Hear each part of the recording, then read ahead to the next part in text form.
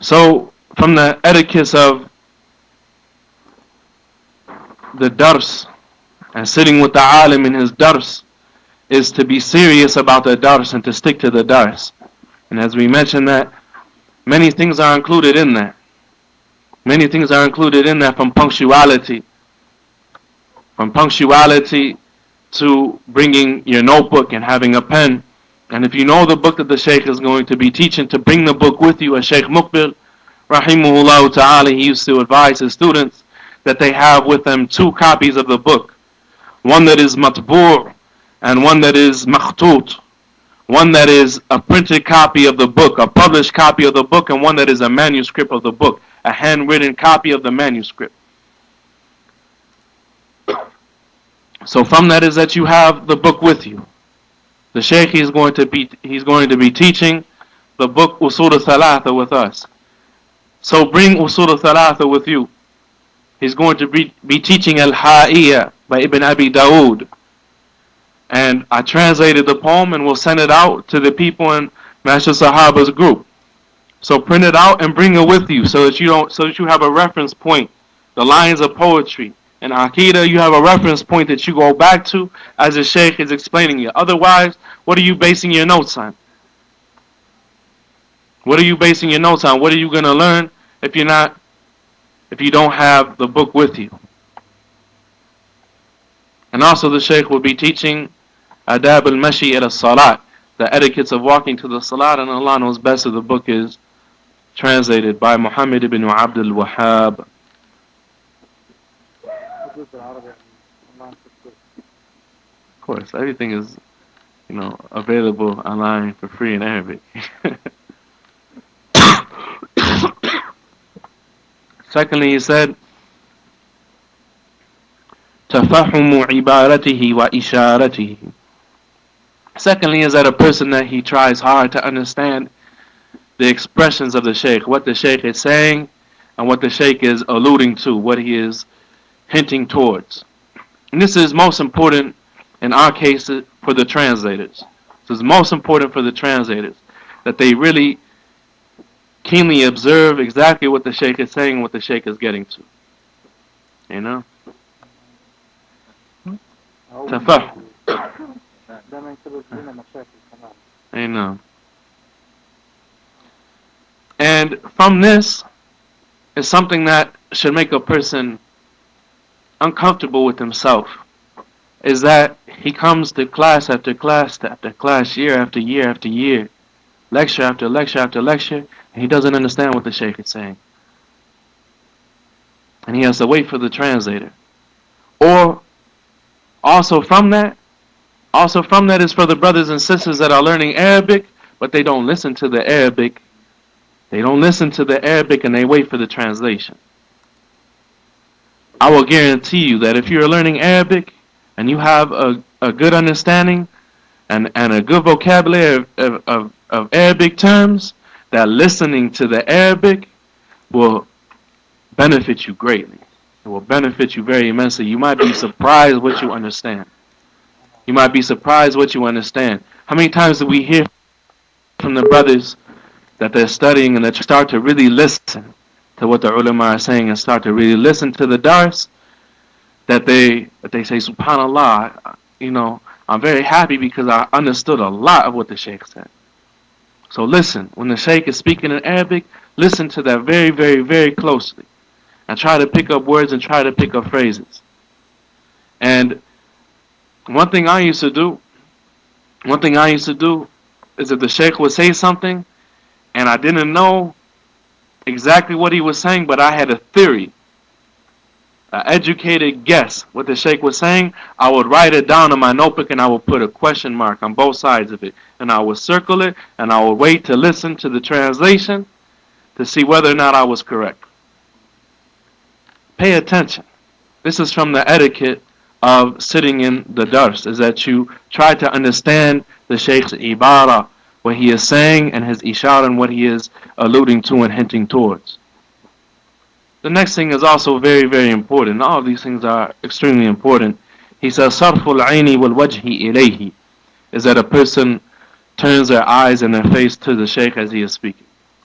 is that you turn your face and your eyes towards the Shaykh as he is speaking. That you look at him while he is speaking. And that's from general good manners that a person does so.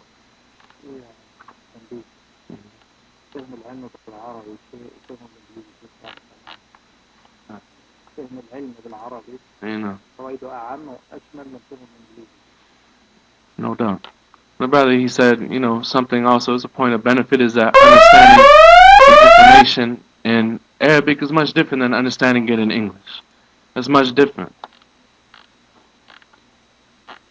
So this point, he said, a person, he should turn his eyes and his face to the Shaykh. He should turn his face and his eyes to the Shaykh. And like we mentioned before, no winking, no facial expressions, none of that. Nextly, and this is also very important, and this might be one of the most important things. He said, ترك الاشتغال أمامه بأي شيء آخر غير السماع لدرسه. He said is that a person leaves off busying himself in front of the Shaykh with anything other than listening to his dars. As a brother, Jazahullahu Khaira, brother Abdul Aziz said, don't bring your Tim Hortons to the dars and drink your coffee and eat your donuts in front of the Shaykh. Wallahi, aibun. Aib. Wallahi. If you do that, me and Abdul Tawab might snatch you up. You got my back?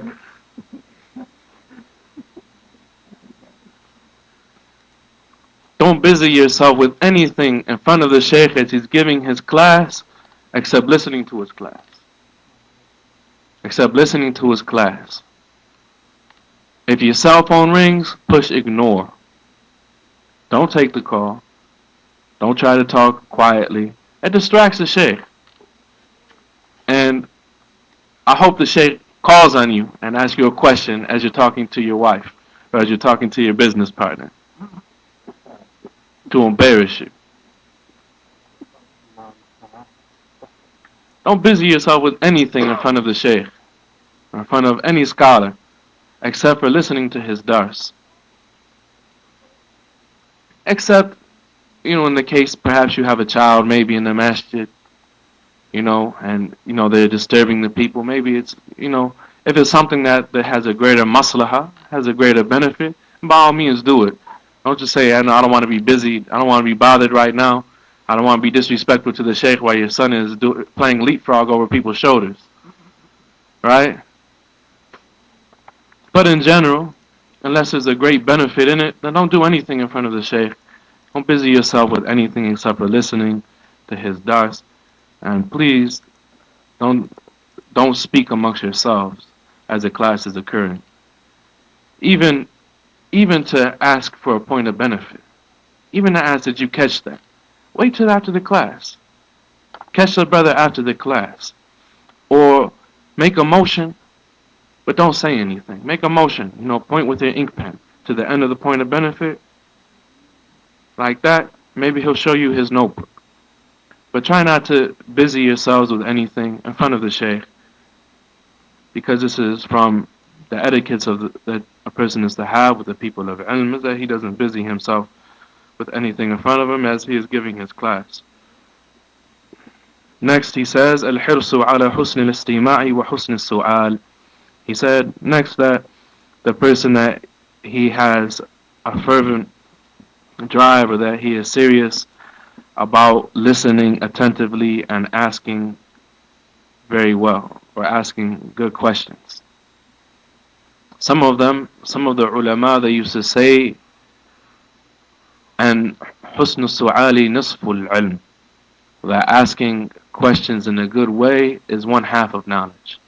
Asking questions in a good way is one half of knowledge. But don't ask about something that you could go to al-fatawa al-islamiyya and look up. Don't ask, what is the ruling of giving the Jews and the Christians glad tidings on the holidays and saying Merry Christmas? You know where the fatwa is. You probably read it before. Don't ask questions just to feel like you're involved because you don't have anything else to ask.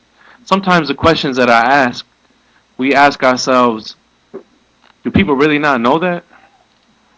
people really not know that, or do you just want to be entertained by hearing somebody actually saying it in front of you so you can have a memory? Ask good questions that will benefit you, will benefit your family, will benefit your children, will benefit your community. Ask things that are of strong importance, that are of a great benefit to yourself and to others.